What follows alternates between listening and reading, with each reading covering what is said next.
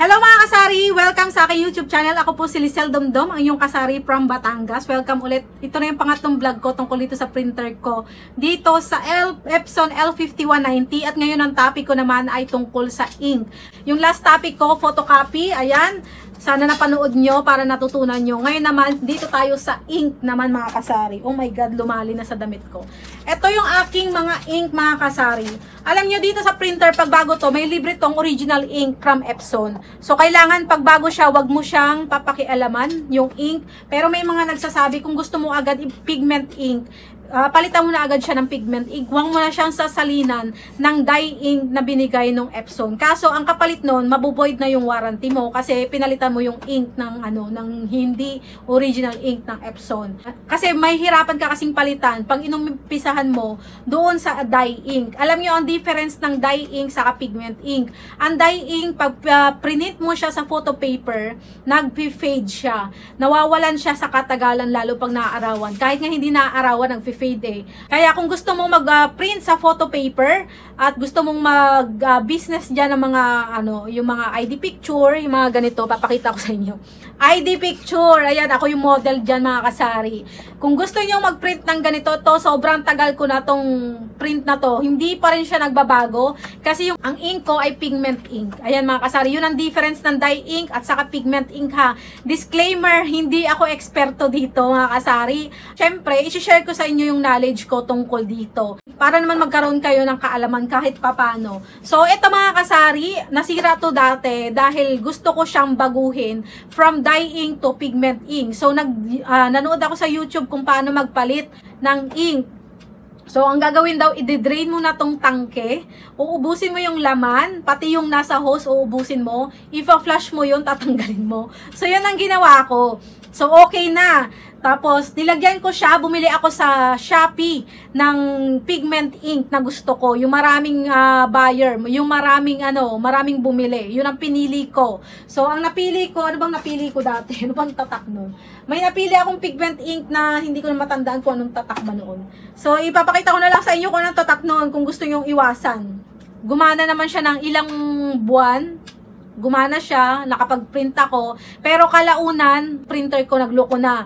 Nag-broken lines na yung print niya, tapos hindi na maganda yung quality nung print out. So, ang katapos-tapusan, nanood na naman ako ng YouTube kung paano gagawin. So, baka nagbarado yung mga tube. Kaya, bumili ako ng syringe.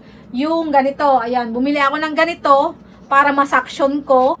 So, ang tagal ko, ang dami ko na-aksaya na ink sa kakagaganon. Pero ang katapos-tapusan, hindi ko pa rin siya naayos. Ganun pa rin yung printout. So, tinakbo ko na siya sa doktor niya. Ayan, ang nangyari, ganun din yung ginawa nila. Sinaction din nila, gumamit din sila ng ganito. Siguro hindi lang ako marunong ng tamang paglinis, ganun. Dahil nung sila ang gumawa, nakaupo lang ako doon, tinitignan ko sila, nagawa naman nila. Ayan, pero parehas yung ginawa namin ha. Parehas yung ginawa namin, pati yung napanood ko sa YouTube. May waste pad dito, na lagi nyo i-check. Yung mga ink natin, nandito nakalagay. So, kailangan daw yun pag puno na ay, linisan na. Dito sa ilalim, sa likod. So, ito yung sinadjust niya sa akin, kaya daw nasira yung printer ko. Kasi, gumamit daw ako ng sobrang lapot. Kaya, ang sabi niya sa akin, ito yung itry ko, Polaris, yung tatak.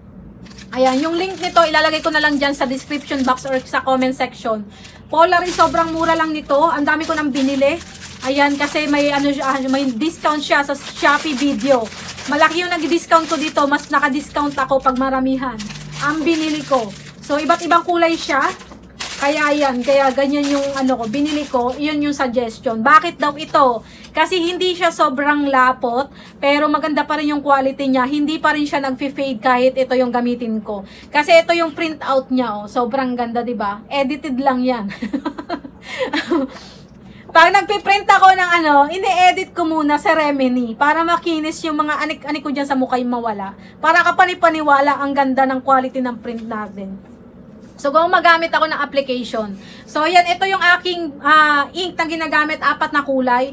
So, kaya yung mga original ink na lagayan ay hindi ko nila tinatapon. Ito yung mga original na ink natin. Ayan, ito yung mga original na ink na pinaglagyan. Kita nyo naman, sa 3 taon, ito pa rin siya. Hindi ko siya tinatapon kasi hindi ko masasalinan yung aking tangke dito kung wala ito.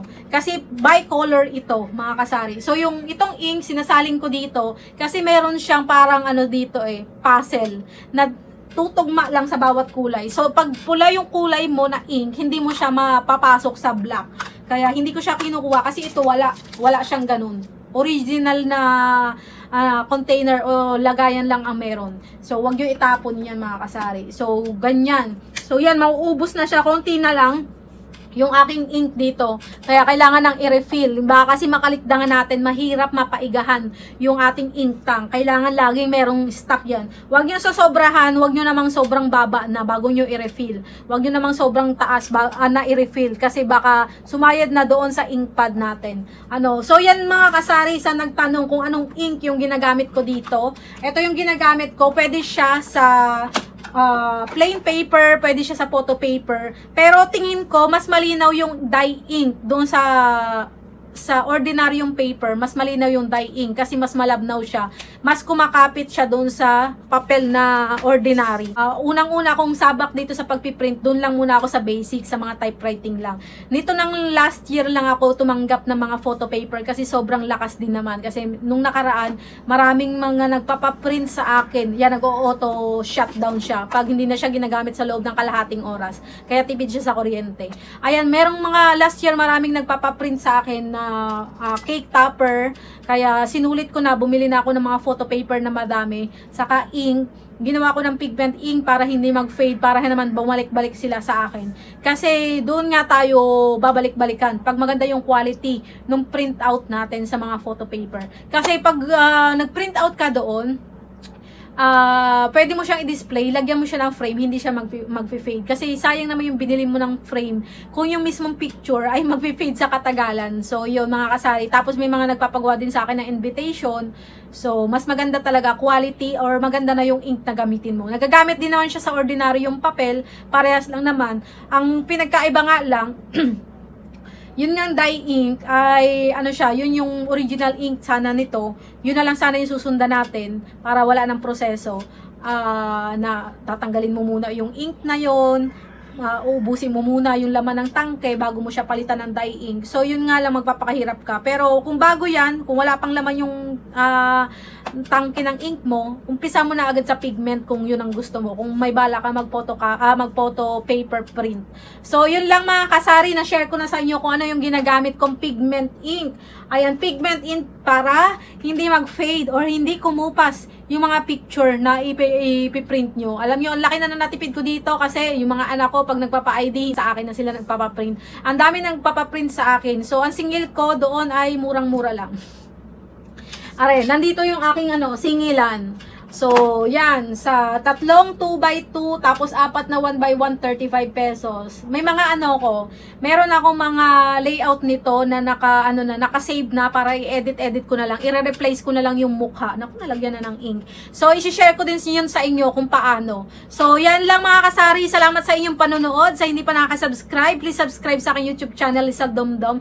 Salamat po. Bye-bye. Happy selling. God bless. Bye-bye.